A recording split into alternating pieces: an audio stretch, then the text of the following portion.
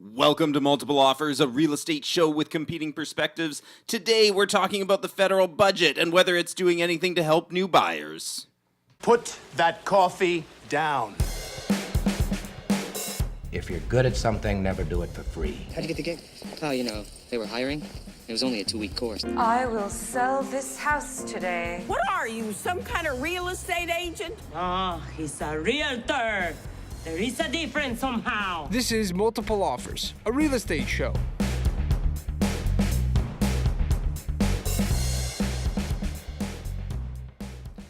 All right, guys, it is episode 47. Yeah. I don't have anything clever about that number. Matt's not here, Matt's not here. but we've replaced him. We've replaced Matt with Stephanie Barritt. Stephanie, welcome back to the show. Thank you. Happy to be here. Yeah.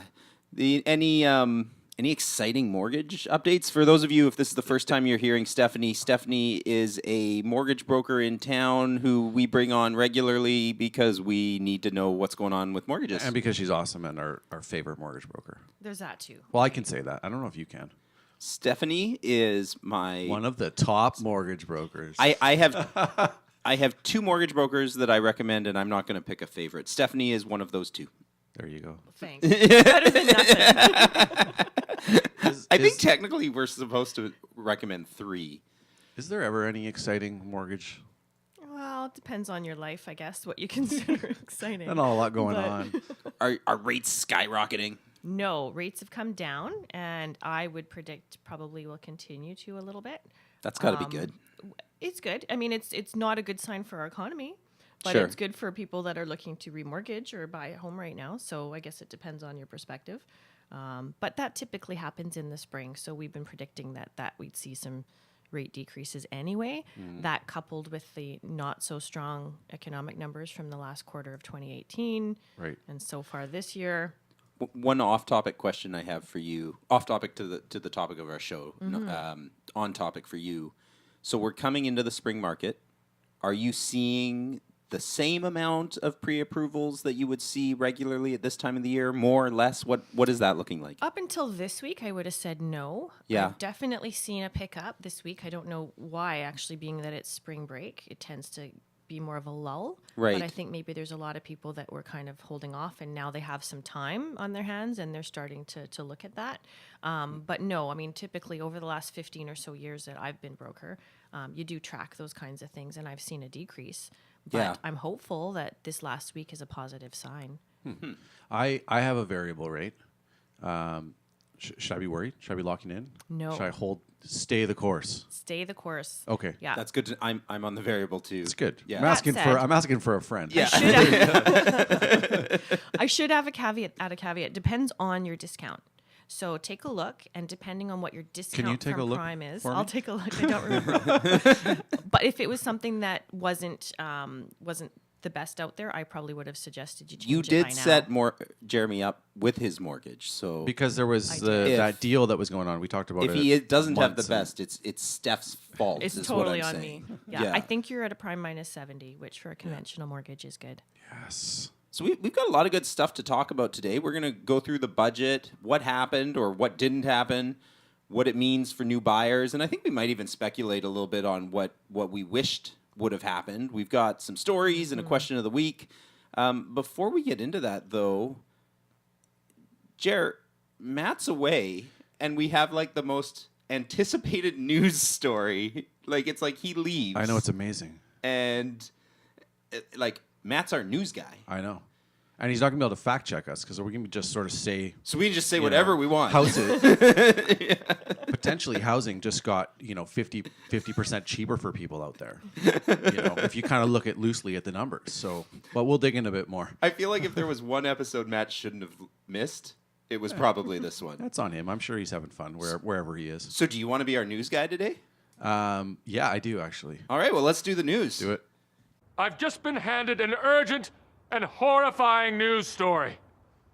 And I need all of you to stop what you're doing and listen.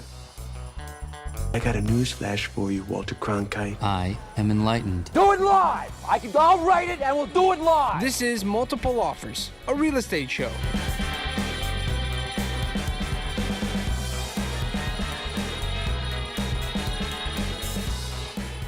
So exciting stuff happening yesterday. I was refreshing my browser. I had, for some reason, I guess I just Googled, and CTV had a video live stream of what was happening, live coverage. There was a lot of anticipation for this federal budget announcement, and some weird stuff happened. And we won't really get into that, but I guess there was a delay. He was sticking it to the Conservatives for some other SNC Lavalins. Something was happening. Anyways. He's the news guy. Matt's going to love this. Finger on the pulse. You know, the young guy. So the young guy whose dad was Prime Minister too. Okay. And his finance the minister. Prince of Canada. Yeah. So they came up with their budget for the year, and it kind of it felt like, I guess, like it was an election either coming up or it was like an Oprah budget, they told me on CTV, because they're kind of covering everybody. Like an Oprah budget. Is that what you just said? You get money. So they covered, they got millennials. They talked about housing, trying to make things more affordable for young people. Yeah. Tradespeople, people that were potentially going to be taking, wanting to up their skill level. They've had all the way to like dealing with seniors and things like that. Even like hippies that drive electric cars, there's a tax incentive for those guys. Okay. So, because Steph drives an electric car, we can say that. Yeah. And I'm a hippie. All those hippies driving Teslas. They don't qualify. So yeah, there's a bunch of things in there, but we only care about the real estate side of things. Okay. Is that true? I think so. And maybe one day we'll all have Teslas. Yes. Yeah, for sure. Here's hoping. Now you want to get nuts? Come on, let's get nuts. You decide your own level of involvement. Well, I guess this is a case where we'll have to agree to disagree. I don't agree to that. Neither do I. Wrong. National debt. Wrong. You're enough advocate. Wrong with that money. Lost one. Very nice words, but happens to be wrong. You're listening to Multiple Offers, a real estate show.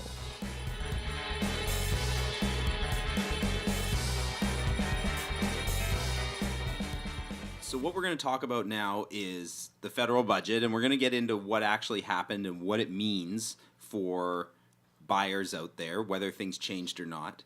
Before we get into what actually happened, though, Steph, we were talking yesterday, and you were having a lot of anticipation. So let's start with what we were anticipating. What were you expecting was going to happen? Well, I think most people in the industry were actually expecting an extension of the amortization for high ratio borrowers. So a high ratio borrower is someone less than 20% down. A few years back, they reduced the maximum amortization allowed on those to 25 years. So I think most of us anticipated an extension again out to 30 years for at least first-time buyers. And I actually was at an event last week where Genworth Canada representatives were there, and that's what they were actually anticipating. So this isn't just something that I think mortgage brokers were hoping for. I think this was industry-wide, but of course that's not what ended up taking place. Well, and let's break that down. What would that have actually meant to the buyer? Because, you know, we throw around these terms, amortization and all of these things, but what does a change in those rules actually mean to the person who's paying the mortgage? How does that affect? Well, amortization is the length of time that you're allowed to pay that loan off. So if you have a $100,000 loan that you're trying to pay back in 25 years, the monthly payment is obviously going to be higher than if you can stretch that out another 5 to 30 years. So by doing that, you've reduced the monthly payment, which allows you to go to a higher purchase price because that payment you're using to debt service is that much lower. And in actuality, it works out to roughly about a 10% increase by extending the amortization 5 years. In their monthly payment? No, in the amount they qualify for. Oh, I see. Which is also, I guess, partially like how much debt they have and how they can service that with how much money they're making. Well, certainly. There's 2 different debt servicing guidelines, but I'm talking about just gross debt servicing. It's about a 10% increase. So that would, of course, also depend on the mortgage amount and things like that, but maybe a couple $100 a month if we're making it very simplified. So everybody was expecting that things were going to get a little easier for our buyers, and specifically first-time buyers. Is that correct? That was the hope, because that seems to be what seems counterproductive is that the government seems to be very focused on trying to help build a middle class, and yet most of the policies they've enacted when it comes to mortgages specifically seem to actually do more to exclude them. So the hope was a 30-year amortization on high ratio mortgages. I would like to see it across the board. Those are not typically your baby boomers that have less than 20% down. Those are going to generally be your millennials. If you just restricted it to first-time buyers, you're not allowing anyone to necessarily move up in the market. So from that condo to the townhouse, or from the townhouse to the detached. So if you just gave it across the board for all high-ratio mortgages, that probably would have helped a wider swath of people. But at minimum, just allowing it for first-time buyers, I think would have been a much more advantageous type of thing to do. If you have over 20% down, you can still go up to 30?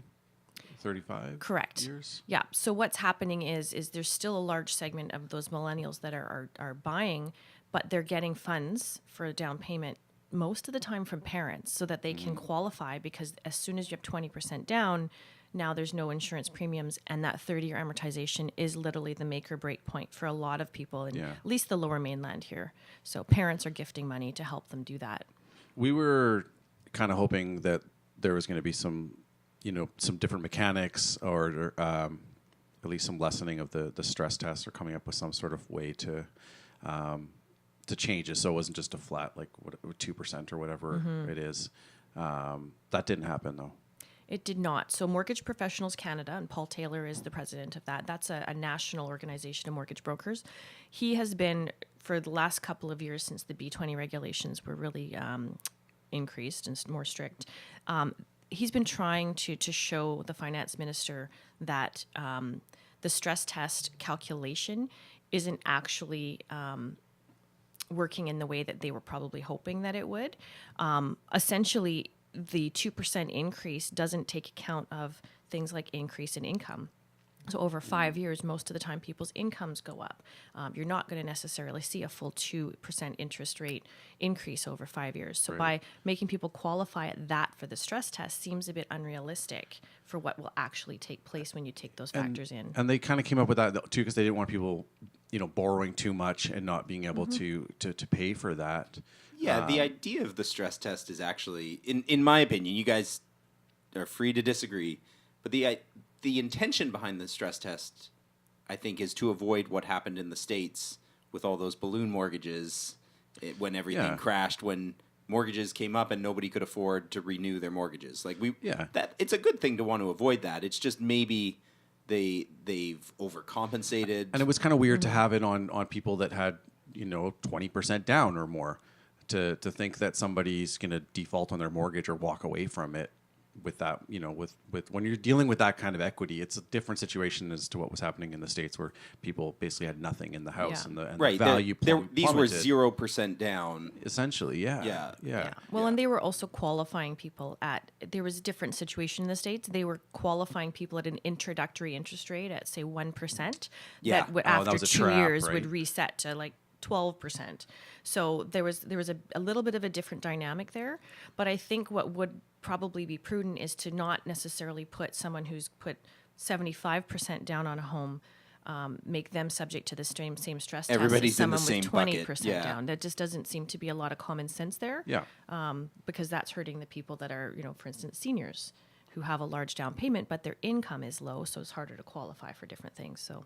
Yeah, that's an interesting point. Yeah, they could have. You would think if it was prorated, or if there was a way to calculate it based on, if you only have 5% down, we need to make sure that you're good for this mortgage if it does change, and then maybe adjust it accordingly as your down payment went up, and then probably been hey, you've got 30% down.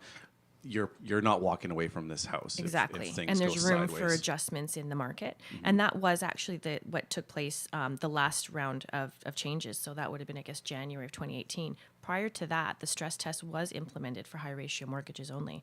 But as soon as the 20% down was a factor, now no more stress test and a 30-year AM.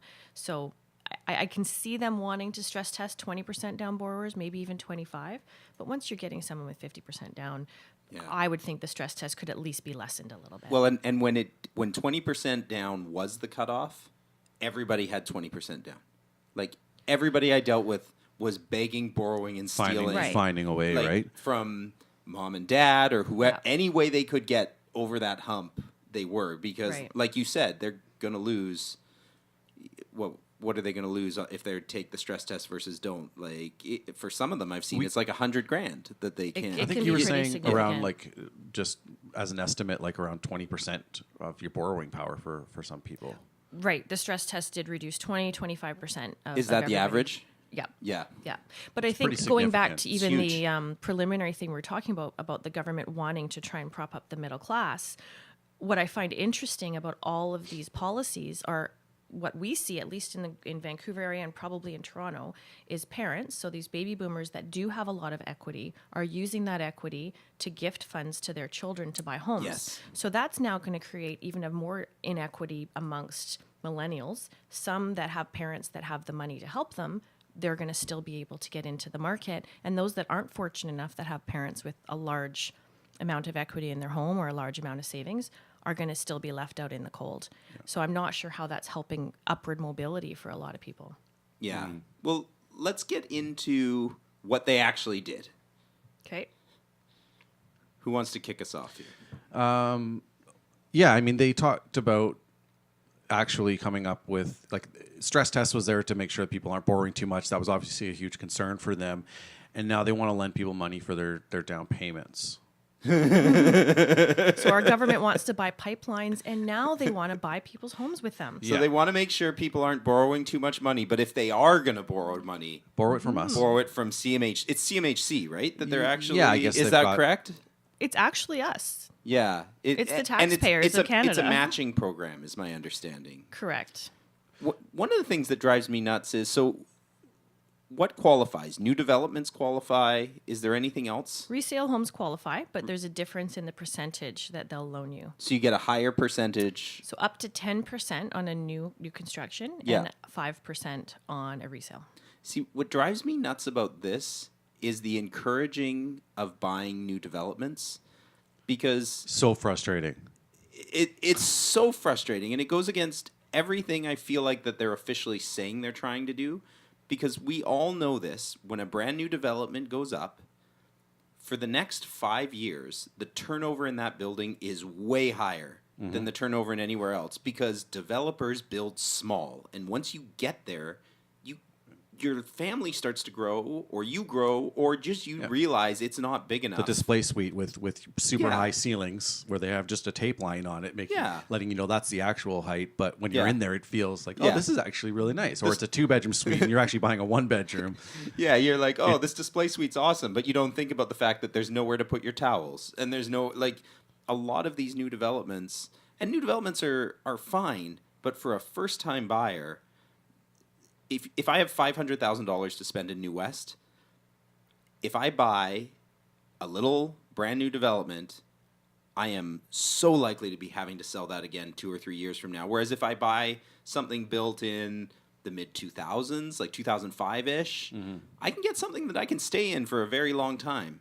And God forbid that pre-sale you bought, the market's flat and you're not making a ton of money on it, and you have speculators that are now trying to offload that product. And we see it, time and time again, where there's a building all of a sudden there's 10 1-bedrooms all going on the market, and it's kind of a race to the bottom. And now you've got to tell somebody that just moved into this place, maybe they've only been there for a year or two, that you might not even be able to sell it based on what they purchased, and now they owe CMHC money on top of that. So it kind of makes you wonder if that's thought out. My other, and this wasn't something from the budget, but my frustration is like the property transfer tax exemption is so much higher. Like that's a provincial thing, but it's it goes up into the 700s for new construction.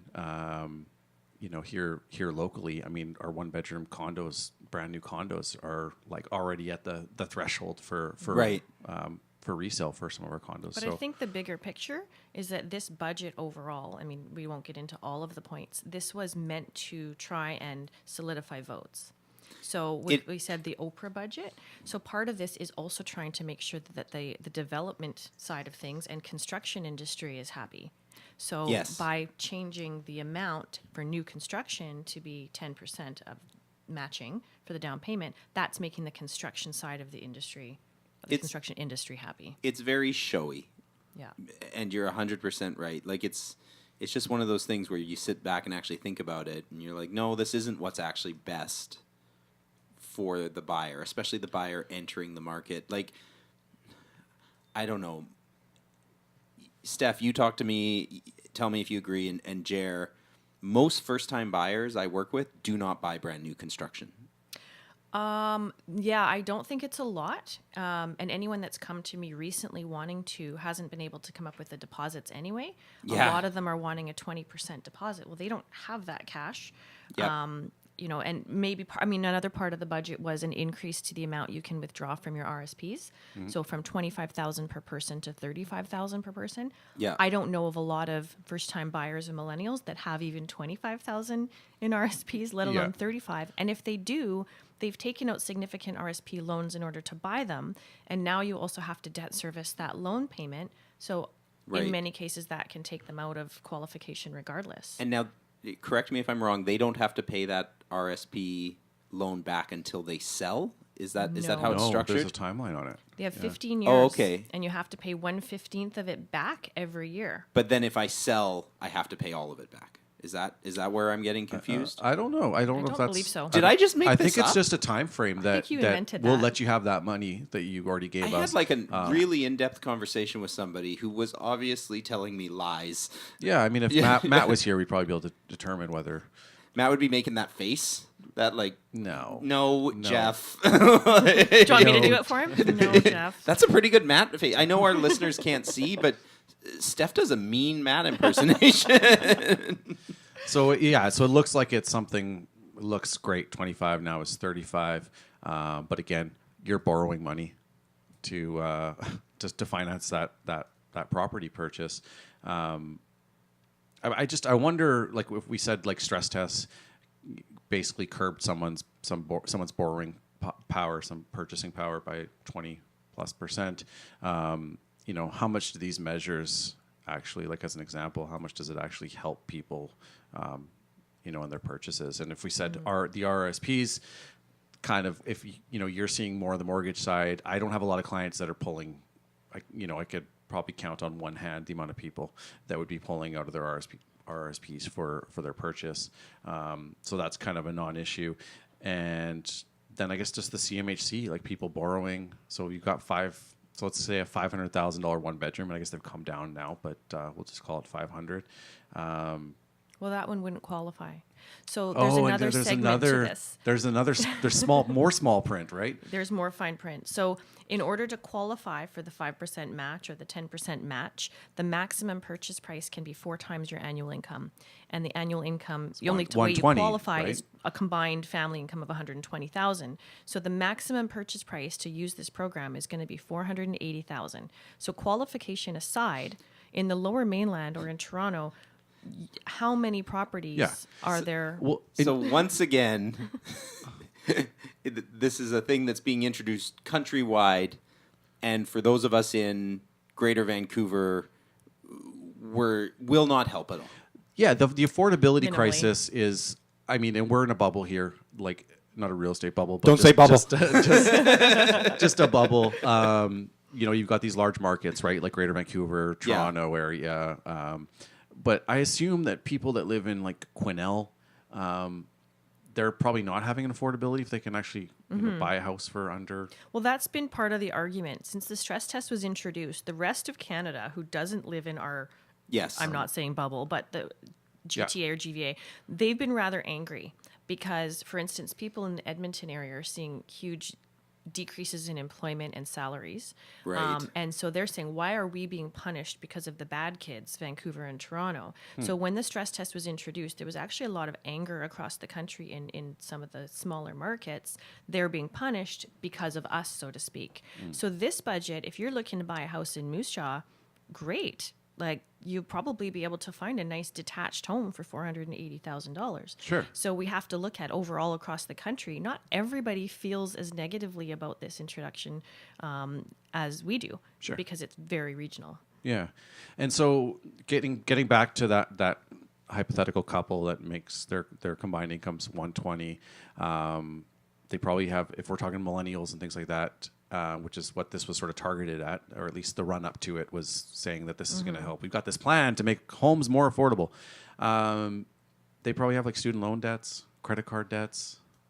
Yeah. So that's part of your debt servicing. How much are you going to be able to borrow? So potentially they can buy a $480,000 property, but now that 120 is actually like closer to 100, and they probably have a car loan. So how much of that income do they actually have?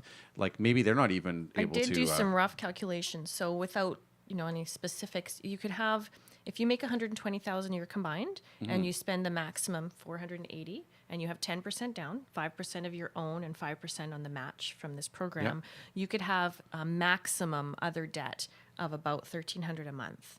So that would be inclusive of car loans. And the other thing to keep in mind that people don't realize is if you have a $10,000 balance on your credit card, even though your monthly payment on your statement says just pay us $50, that's not what we're using to debt service you. We have to use a payment based on 3% of the balance. So that's $300 a month for your debt servicing. That's good for people to know. Yeah. So it's people think, oh, well, my payment's only $50. That's not what we use. So we've got a lot of what's wrong with what was done. Let's play a game. So, Jer, Steph, you're announcing the changes to the rules. How would you have done it? Free houses for everyone. Free houses. Elect us for next everyone. year. You get a mortgage. Except for the real estate fees. We haven't figured it out yet, but I don't know. I think.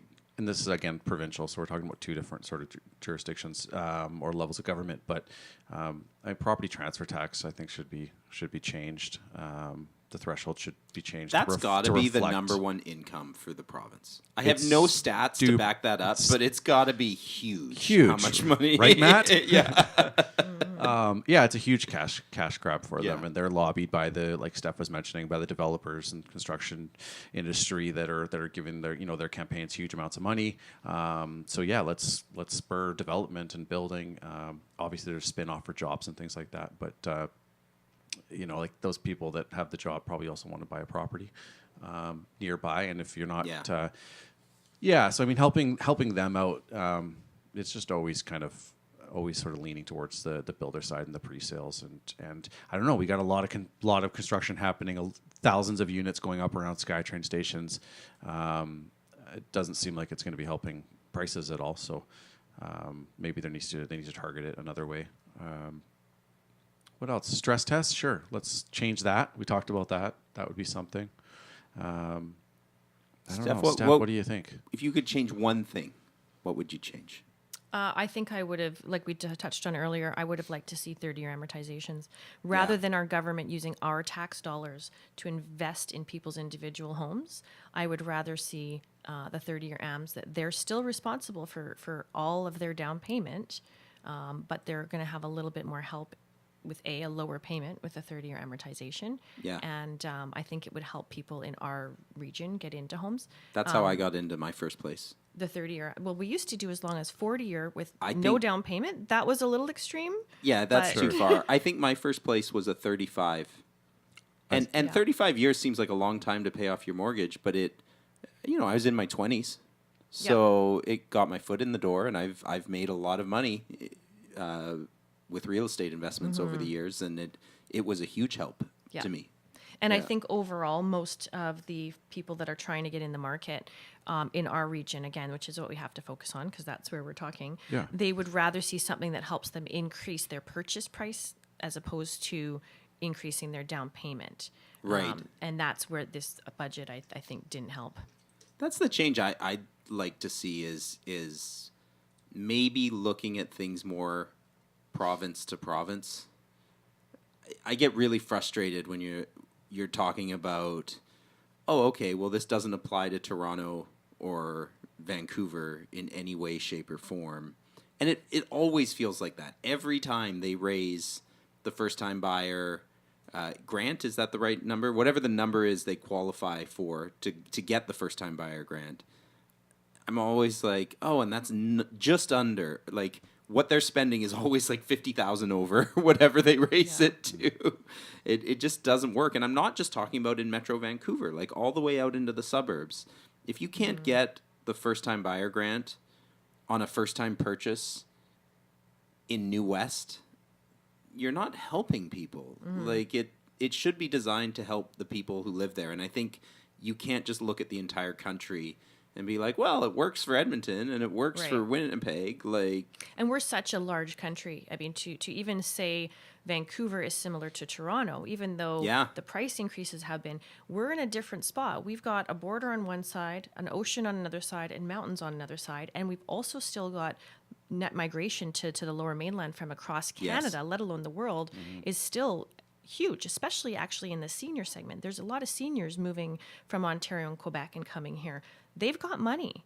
Right. So when they're now going to be buying properties and condos here, they're still going to be able to afford that higher price point. So to expect that those are really going to continue to come down, I'm not a real estate expert, but I do have to question the mentality of anyone who thinks that that's really going to help millennials get into the market. The net migration to the Lower Mainland is still huge, and it's still going to play a factor. Yeah, demand is still high. It's going to continue to be high, and I think you talk to most young people, and their biggest obstacle, at least kind of what you hear, is just the prices are too high, and we can't do anything about that other than facilitating, a market crash. But there's a lot of homeowners. Everyone's in that together, so it's a small percentage of people that actually want that to happen. Potentially, if they've already just gotten out of the market and are waiting, but the reality is, it's almost impossible for that to happen unless people just completely stop. And well, if you bought a house for $1 million 2 years ago, what are the chances are that you're going to sell now if you're being told it's worth $800 and your mortgage is $850? So the only way that that's going to happen is when you have people that are forced to sell. Yeah, and so it'll be devastating. Exactly, yeah. and the government doesn't want that either. I mean, think of all of the equity that will be eroded for a lot of people if we see a huge crash. So they will, if that was to start happening, they'll put steps in place to stop that too, because they've meddled so much up to this point. Now they're so far in. It's going to be harder for them to pull back. And if people can't afford the price, let's at least try and find a way to make it easier on them on a monthly basis to service that. Okay, well, now that we've solved the housing crisis, there you go. With our federal budget, why don't we tell a story? It's story time with Jer. Great story. Compelling and rich. It's not always my story? No, it's not always your story. What if Matt has an awesome story to tell? Well, he can tell it to me or write it down, and I will paraphrase. This is Multiple Offers, a real estate show.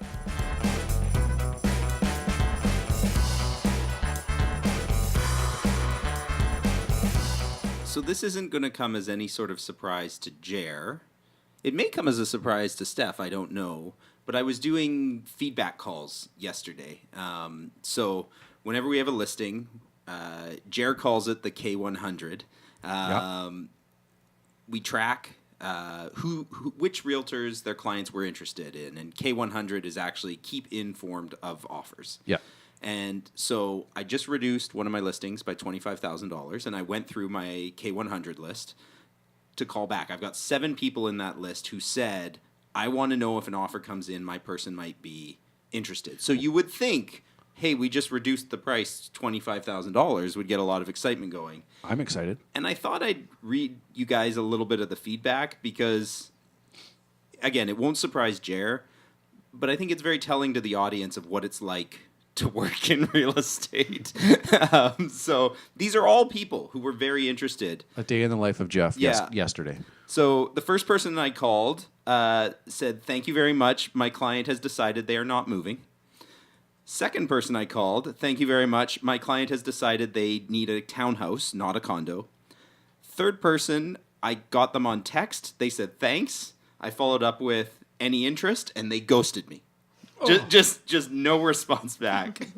Fourth client was actually a good call. They were like, oh, this is really good to know. We're about to write on something, and what they liked about that one versus yours was it's cheaper. So who knows? That might actually have been a valuable call there.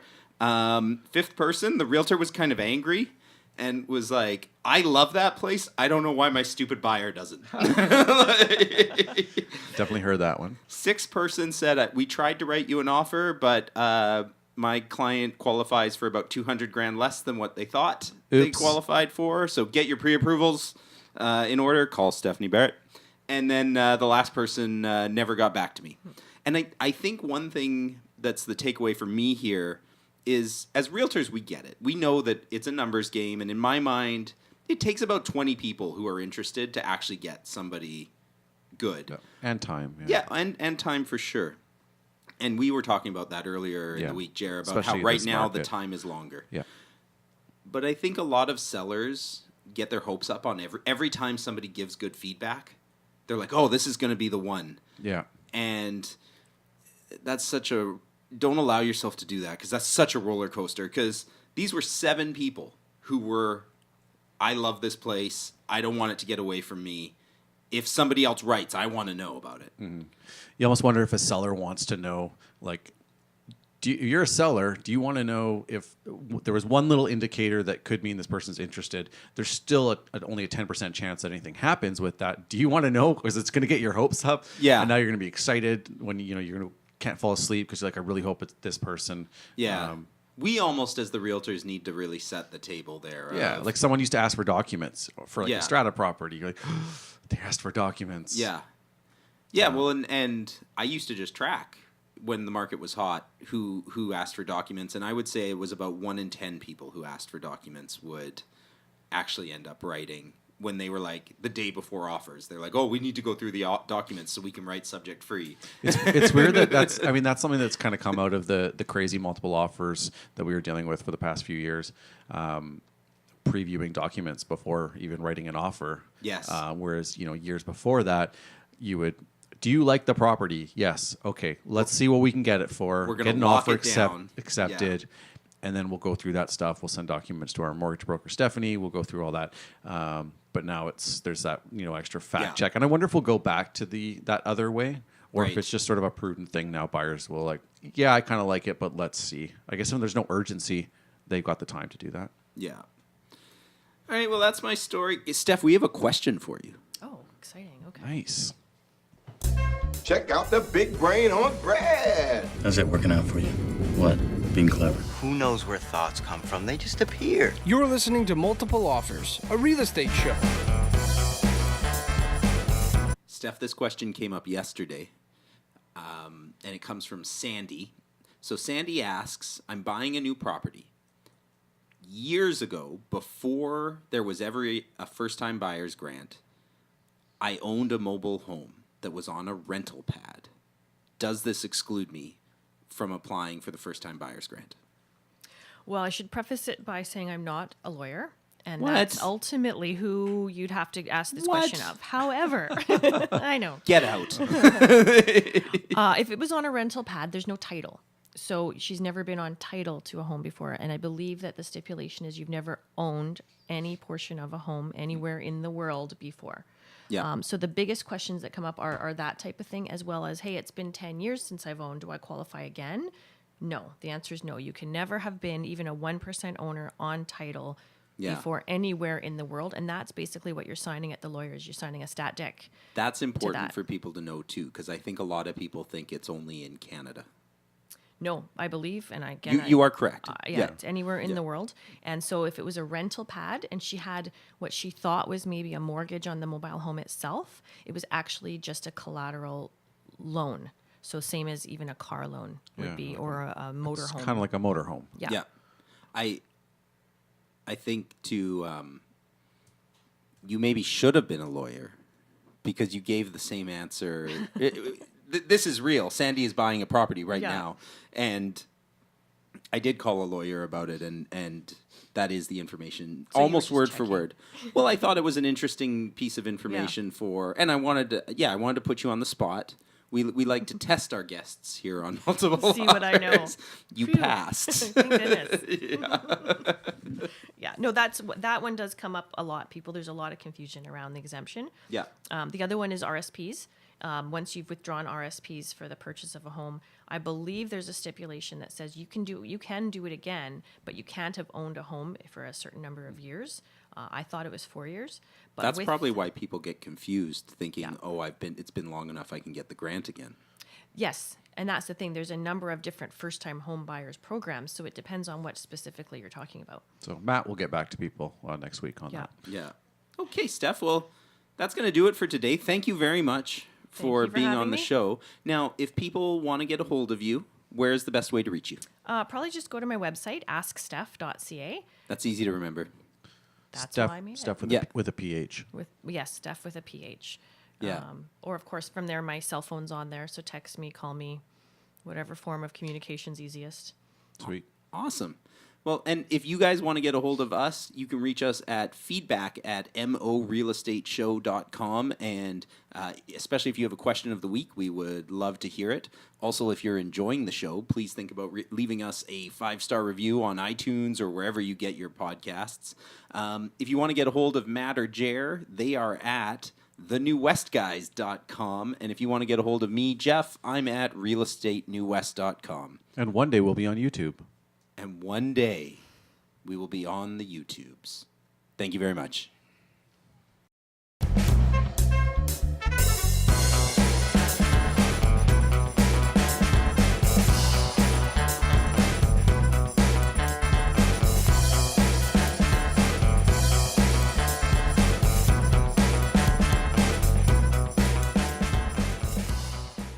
I don't know what this fundraiser is that you're talking about. Is this our topic now?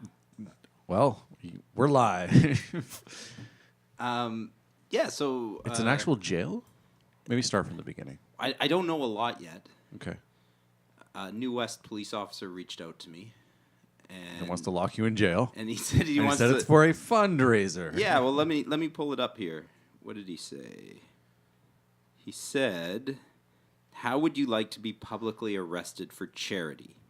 I'm raising funds for pediatric cancer and have a really cool idea I'd like you to help with." And then he said, "It'll be a lot of fun." And that's all I know so far.